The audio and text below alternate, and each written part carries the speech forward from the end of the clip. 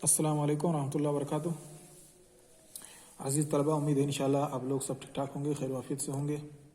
अल्लाह ताला हम सब लोगों को खैर वाफियत से रखे। तो आज के दर्स में हम लोग पढ़ेंगे एंगल्स यानी जाविया। एंगल्स क्या होता है या जाविया क्या होता है? जाविया का मतलब आप समझते होंगे कोने के माने में होता है। एंगल्स का भी माना यही होता है, एक कोने से एंगल बनता है। इसकी एक मिसाल आप चारपाई ले लें। बहुत सारी चीज़ें आपके घरों में रहती हैं। आप ये चारपाई ले लें, आपके घर की ये चारपाई, ये हमें एक एंगल बताती है। यहाँ पे अगर आप खड़े हों तो आपको चारपाई का एक एंगल इधर दिखेगा, एक इधर। ये हमारा एक एंगल है, ये एक एंगल है, और एक ये है और एक ये है। ऐसे ही अगर आप सफ़ा गेट पर आएँ, अगर मान लीजिए ये सफ़ा का गेट है,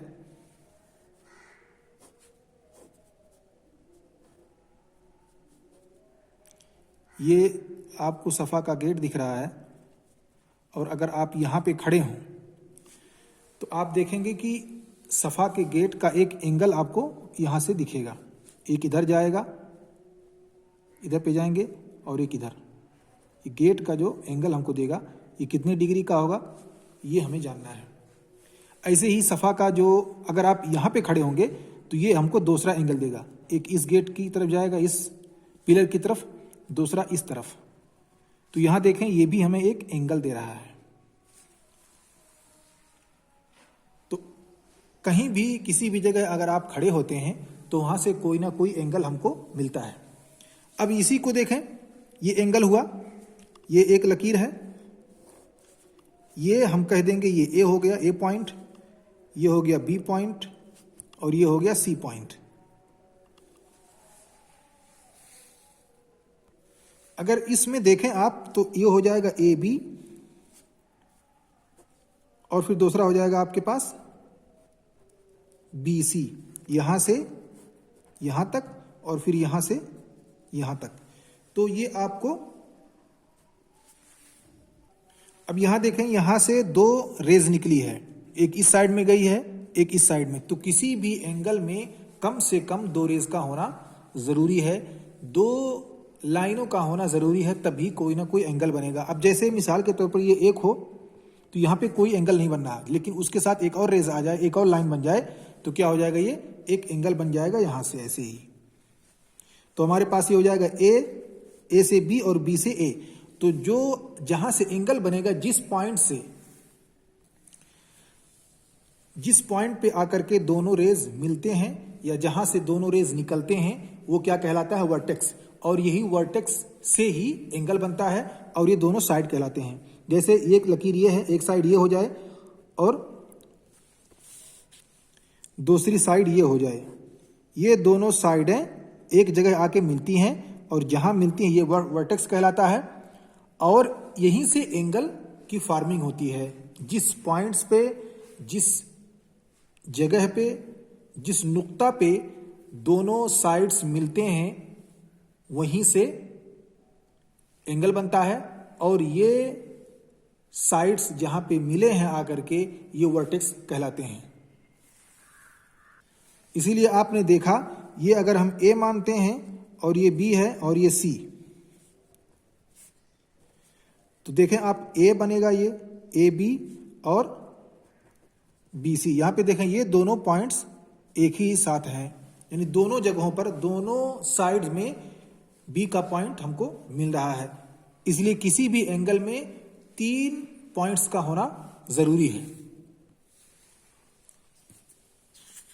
तो अब इसे हम एंगल को कैसे पढ़ेंगे, इसे हम क्या नाम देंगे और कैसे इसको बोलेंगे? मिसाल के तौर पे हमारे पास ये लकीर है और ये एक एंगल बना हुआ है, इसको हम कह देंगे ए, ये हो जाएगा बी और ये हो जाएगा सी। अब ये बी का एंगल है, इसे हम कहेंगे बी का एंगल, ए बी सी। और जब इसे पढ़ा जाएगा तो ये पढ़ा जाएगा एंगल ए बी सी। अब यहां पे देखें, जो बीच में है वही पॉइंट है जहां में आके सी भी मिलता है और ए भी जाकर के वहीं पे मिलता है।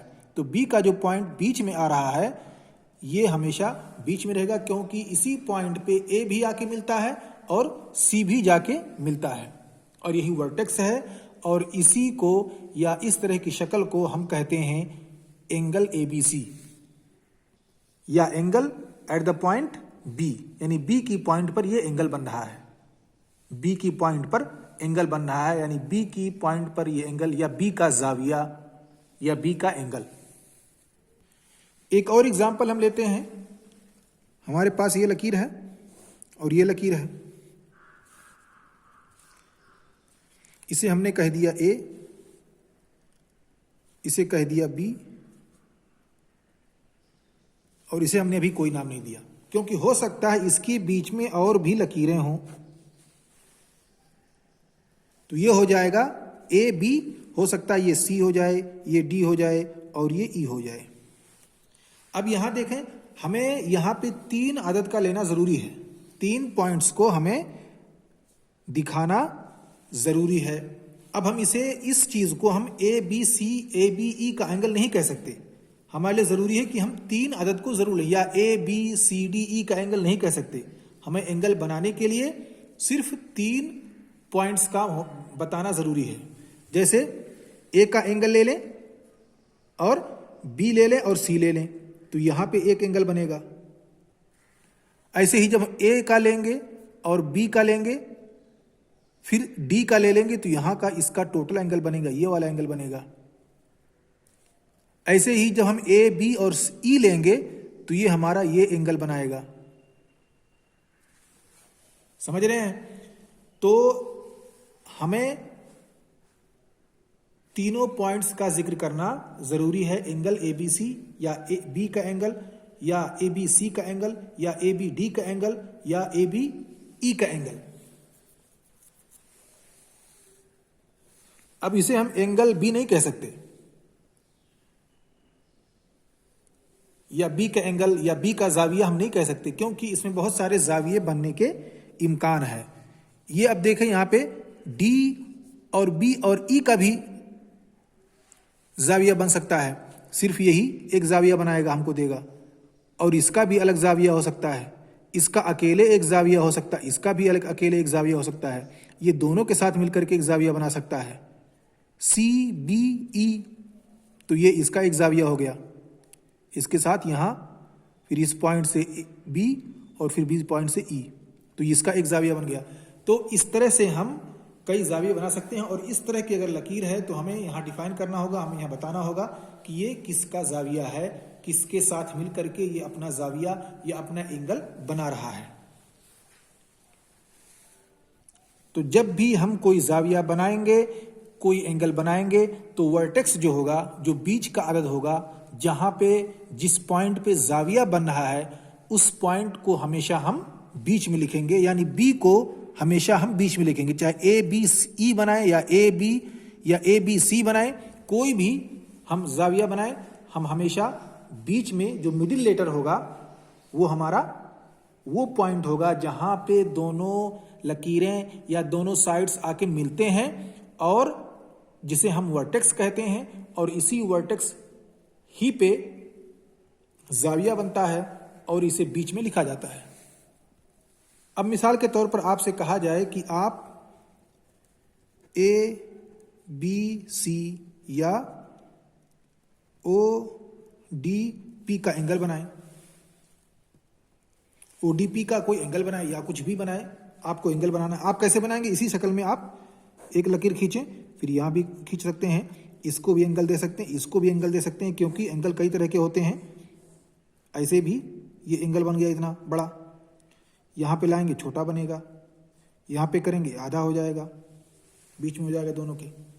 तो इस तरह से हम एंगल बना सकते हैं। ए बी सी और ओ डी पी का अगर हमें एंगल बनाना हो तो हम ऐसे लिखेंगे, इसको लिख देंगे ए, इसको कह देंगे बी और इसको कर देंगे सी, तो यहां पे हमारा ए बी सी का जाविया बन गया।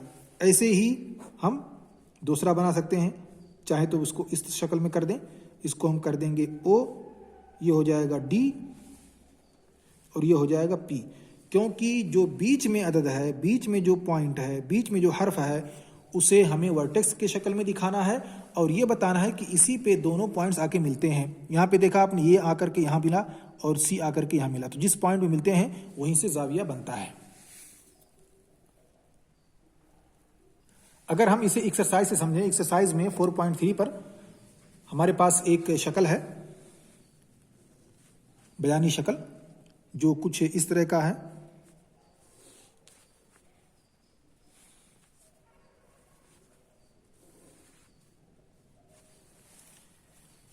अब ये है सी, ये है डी, ये है ए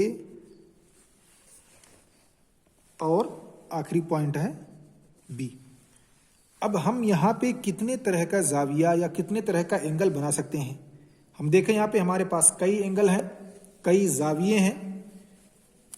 हमारे पास यहाँ एक बनेगा, एक जाविया यहाँ बनेगा, एक जाविया यहाँ बनेगा, एक जाविया यहाँ बनेगा। ये जो जाविये हैं इनका जो मेजरमेंट है वो अलग अलग है, कोई ज़्यादा है, कोई कम है, कोई 90 डिग्री का है, कोई 90 डिग्री से ज़्यादा और 180 डिग्री का है, कोई 180 डिग्री से ज़्यादा है, कोई 90 डिग्री से कम है। तो ये जो मुख्तलिफ जावियात बने हैं हम इसे कैसे लिखेंगे? अब यहाँ पे देखें आप, डी ए बी है, डी को मिलाया ए में और फिर बी को मिलाया ए में, यहाँ पे हमारा एक जाविया बना। तो हम कह सकते हैं, इसे लिख सकते हैं एंगल डी ए और बी। ऐसे ही हम इसको ले लें ए बी सी, ए गया बी पे और फिर बी से सी, यहां से यहां और यहां से यहां, तो ये पॉइंट हमारा वर्टिक्स हुआ और यहीं पे जाविया बन रहा है, इसलिए ये हमेशा बी बीच में रहेगा। तो ये हो जाएगा ए बी और सी। अब हमें सी का एंगल दिखाना है। सी के एंगल के लिए आप डी सी और बी लिखें, डी सी और बी। ऐसे ही डी का एंगल हमें दिखाना है, इस एंगल को हम लिखेंगे C D A, C D A, यहां से यहां, यहां से यहां, या ए डी सी। किसी भी अदद को आप आगे पीछे कर सकते हैं, किसी हर्फ को, क्योंकि एंगल वो आपको एक ही देगा, एक ही शक्ल का देगा, एक तरह का देगा। तो इस शक्ल में हमने इस चीज को समझा कि हम एंगल्स को कैसे पढ़ें और उसको कैसे लिखें और एंगल को हम कैसे पहचानें कि यहाँ पे एंगल बन रहा है या नहीं, और एंगल्स की खुसूसियात क्या हैं। कोई भी एंगल दो रेज या दो शुआओं से मिलके बनता है, यानी दो उसकी साइड्स होती हैं, दोनों साइड्स किसी एक पॉइंट पे आके मिलती हैं और जिस पॉइंट पे आके मिलती हैं वही पॉइंट पे हमारा एंगल होता है, हमारा उसी पॉइंट पे जाविया बनता है। ठीक है। अब देखें, अगर हमारे पास ये कलम है, अगर मैं इस कलम को इस तरह रखूं और ऐसे रखूं तो यहां पे हमारा एक जाविया बना है। ये कोना जो है ना, कोना, यही हमारा जाविया है। अब इस कलम को अगर मैं थोड़ा ऐसे कर दूं तो देखिए तब भी जाविया बना, लेकिन छोटा बना। अब यहां पे इसको हम इस तरह से कर देंगे तो ये भी जाविया बना, लेकिन थोड़ा बड़ा बना। यहां पे देखिए ये कोना है, तो जो कोने का एंगल है या उसका जाविया है वो मुख्तलिफ है, और ये जो एंगल बनते हैं इसके मुख्तलिफ नाम हैं, जिसे हम आगे क्लास में इंशाल्लाह पढ़ेंगे। यहाँ पे सिर्फ इतना जानना ज़रूरी है कि एंगल कैसे बनता है, उसमें कितने पार्ट्स होते हैं, उसके साइड्स क्या कहलाते हैं, और जहाँ पे पॉइंट्स मिलते हैं उसे क्या कहते हैं, उसे वर्टिक्स कहते हैं। दोनों तरफ दोनों तरफ जो लकीर आके मिलते हैं उसे साइड्स कहते हैं, या उसे arm of the angle, angle के बाजू कहते हैं, जिसे हम कह सकते हैं।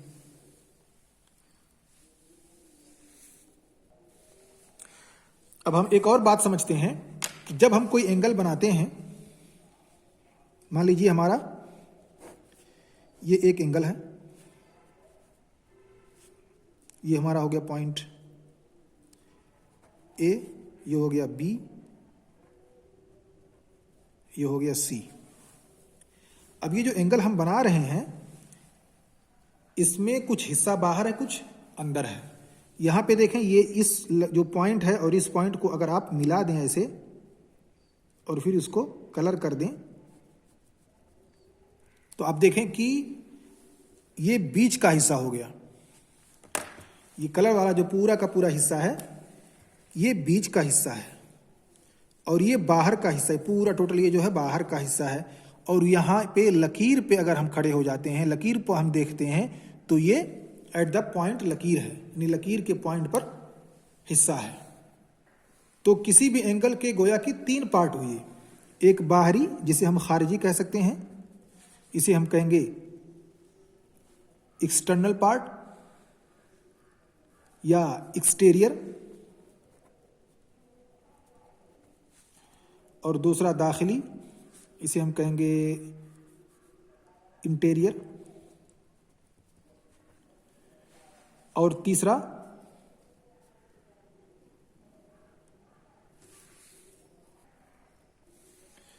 वो कहते हैं हम एट एंगल या लाइन, जो जिस लाइनों से एंगल बनता है उसी पॉइंट पे। तो यहाँ पे देखें ये जो दाखिली हिस्सा है, अब ये पूरा का पूरा इसमें आ जाएगा, ये भी, क्योंकि ये ऐसे आगे तक जा सकता है, कहीं भी जा सकता है, ये पूरा का पूरा जितना हिस्सा है ये दाखिली कहलाएगा। तो ये हो गया ये पार्ट। अब खारजी क्या है, खारजी इतना भी ये टोटल है, यहाँ से लेकर के ये टोटल खारजी है, क्योंकि ये एंगल से बाहर है। और एक पॉइंट यहाँ पे रख लीजिए, यहाँ पे अगर मान लीजिए जैसे सी है ये, तो सी किस पॉइंट पे है ये, तो सी इस लकीर का नाम है, लेकिन यहाँ पे मान लीजिए हमने कर दिया इसको पी, तो पी क्या है, एट एंगल है, यानी एंगल के लाइन पर ये दिख रहा है। तो गोया कि हमें पता चला कि एंगल के तीन पार्ट होते हैं, एक दाखिली, एक खारजी और एक लाइन पे, यानी किसी भी लाइन पे वो पॉइंट हो सकता है, यहां से लेकर के यहां भी हो सकता है, यहां भी हो सकता है, लेकिन यहां भी अगर कहीं पे पड़ा तो वो इंटीरियर रहेगा, क्योंकि ये लाइन आगे तक जा सकती है। कहीं भी यहां पड़ेगा तो ये इंटीरियर कहलाएगा, दाखिली। और इसके बाहर कहीं भी पड़ रहा तो ये क्या कहलाएगा, खारिजी। और इस लाइन पे अगर कहीं पड़ रहा है, इस लाइन पे या इस लाइन पे या कहीं भी इस लाइन पे, तो वो क्या कहलाएगा, एट पॉइंट या एट दी एंगल एबीसी या ओपीडी। इसकी हम एक मिसाल ले लेते हैं एग्जाम्पल ही से। एग्जाम्पल 4.3 में हमारे पास जो डायग्राम है वो कुछ इस शक्ल का है, और फिर बीच में एक लकीर है। इसे हमने कहा है, इसे हम अलग अलग नाम दे देते हैं। ये हमारा एफ है, और ये है ओ, ये है डी, और यहाँ पे एक पॉइंट है, ये है बी, और यहाँ पे एक पॉइंट है, ये है ई, और हमारे पास यहाँ पे एक पॉइंट है, ये है सी।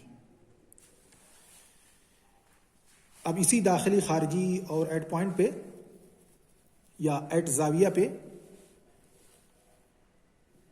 जो बातें हमने पढ़ी हैं उसी का ये मश्क है।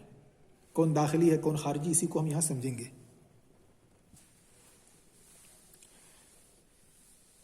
अब यहां पे अब इस डायग्राम से हमें 3 सवालों का जवाब देना है। हमें यह बताना है कि DOE का इंटीरियर क्या है। हमें इन पॉइंट में वही बताना है। डी कहां पे है, हमारे पास ये है, और वो यहां है, और ई क्या है, यहां है। तो DOE का इंटीरियर पार्ट ये पूरा का पूरा, DOE का ये पूरा इंटीरियर पार्ट है, दाखिली है। अब हमें दूसरे सवाल में बताना है EOF का हमें एक्सटीरियर पार्ट, खारिजी हिस्सा बतलाना है। खारिजी हिस्सा बतलाना है किसका, EOF। हमारे पास ई कहां है, ये ई है, ओ ये है, और एफ इधर है। तो ये हो गया ई, और ये हो गया ओ, और ये हो गया एफ। तो EOF का ये पूरा का पूरा हिस्सा जो है वो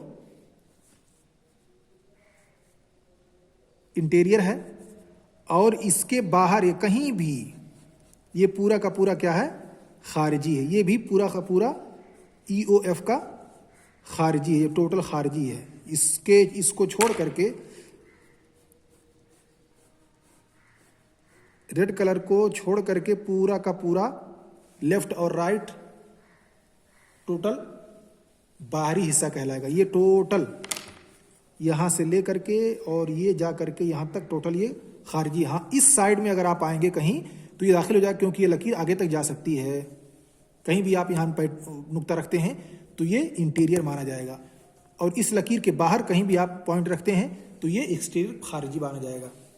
अब उसी में देखें आपके पास सी है, सी देखें, सी क्या है, ये खारिज है, बाहर है। किससे, किस जाविया से, ई ओ एफ के जाविया से सी बाहर है। ऐसे ही आप ई ओ और डी ये टोटल पूरे को मिला लें, इस टोटल पूरे को मिला लें, इससे भी एफ जो है वो बाहर है। तो ये हो गया इस जाविया का एक्सटीरियर पार्ट, खारजी हिस्सा और दाखिली हिस्सा। और पॉइंट क्या है, हमें पॉइंट बतलाना है ई ओ एफ। ई ओ एफ पे हमें बतलाना है कि जाविया का कहीं भी आप खड़े हो जाएं, किसी जगह पे आप पॉइंट रखें, ये एट पॉइंट होगा, यहां पे यहां पे यहां पे, इस पूरे जाविया के इस पॉइंट पर, लकीर पे कहीं भी आप पॉइंट रखते हैं तो वो कहलाएगा ऑन जाविया, on angle of E O F. तो आज इतना ही, फिर कल के दर्स में इंशाल्लाह हम मजीद, आज तो एंगल के बारे में पढ़ चुके, अब हम कल इंशाल्लाह ट्रायंगल के बारे में पढ़ेंगे, जिसमें 3 एंगल बनते हैं।